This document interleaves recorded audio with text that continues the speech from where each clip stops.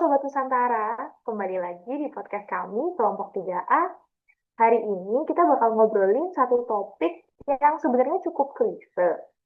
Cuma sebenarnya kalau dirasain tuh kayak dalam banget gitu, yaitu tentang bangga menjadi bangsa Indonesia. Wah, topik yang berat tapi seru nih. Betul banget Kak Aida. Tapi kita nggak bakal ngomongin tentang teori doang. Kita mau bedah nih, apa sih rasanya jadi orang Indonesia di era sekarang? Nah, udah hadir nih teman-teman aku yang keren di sini. Ada Kak Aida, Kak Naomi, Kak Anya, sama Kak Isma.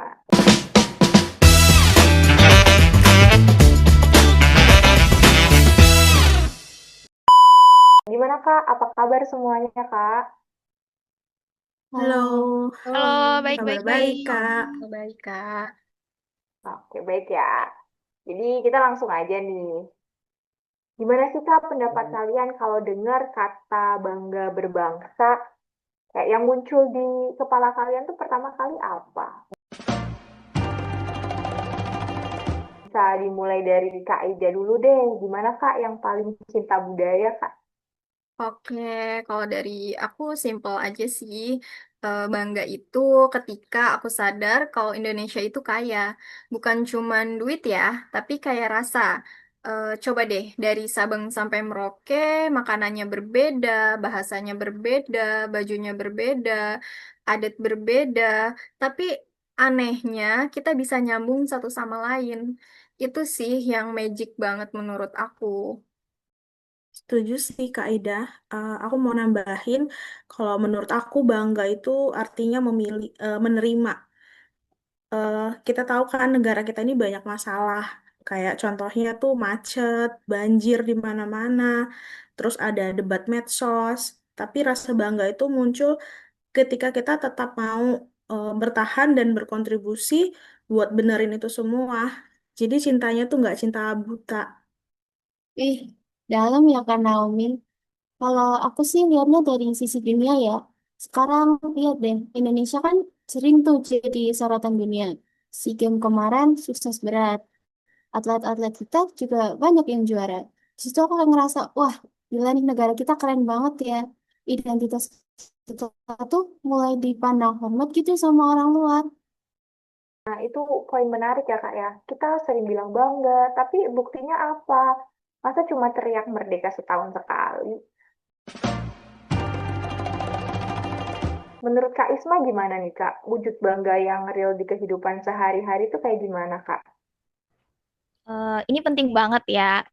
Jadi aksi nyata itu nggak kayak dulu yang harus angkat senjata kayak pahlawan.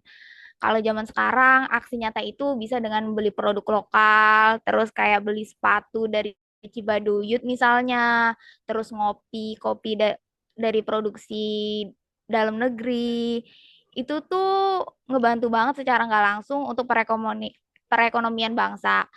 Nah, sama satu lagi sih, taat sama aturan sesimpel pakai helm saat berkendara, nggak nyerobot antrian, buang sampah sembarangan. Itu juga ciri bangsa yang beradab sih. Betul-betul, aku setuju banget sama Kak Isma.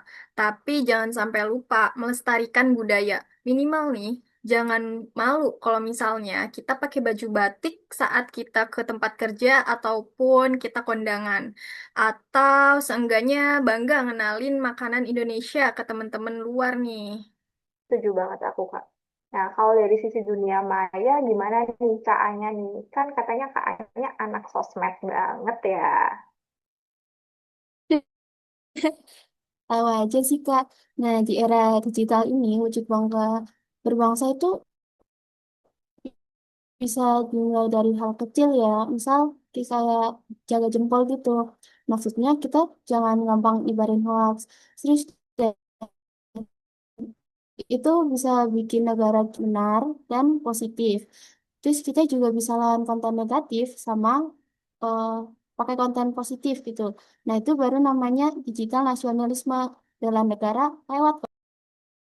Tapi tantangannya berat ya. Kadang kita gampang diadu domba. Bener banget. Makanya kita perlu nih balik ke Pancasila sebagai ideologi sama landasan negara. Itu yang di dinding bukan cuma pajangan doang loh ya. Itu pedoman moral kita. Sepakat banget, Kak. Jadi intinya itu peran kita ya sebagai generasi muda, apalagi kita sebagai calon ASN. Iya, kita adalah wajah Indonesia masa depan. Kalau kitanya aja males, ya negaranya jalan di tempat. Kalau kitanya gerak, Indonesia lari. Wih, nggak kerasa ya Kak, kita nih udah ngobrol nih banyak dari tadi. Dari kuliner, produk lokal, sampai jaga jempol di sosmed. Ternyata itu semua tuh salah satu bentuk cinta tanah air ya. Iya, betul banget Kak Laras. Intinya cinta Indonesia dengan cara masing-masing, tapi tujuannya satu. Cakep. Oke teman-teman, ini sebelum kita tutup nih, ayo kita kasih satu kalimat penutup buat Indonesia. Dimulai dari Kak Aida dulu boleh Kak? Indonesia, ragamu adalah kekuatanku. Indonesia, maju lewat karya, bukan cuma kata. Indonesia itu rumah kita, ya tanggung jawab kita. Indonesia, jayalah selamanya. Luar biasa teman-teman. Terima kasih sudah mendengarkan podcast dari kami. Mari kita rawat Indonesia kami. Indonesia bersama dengan hati. Saya Laras dan seluruh teman-teman pamit undur diri.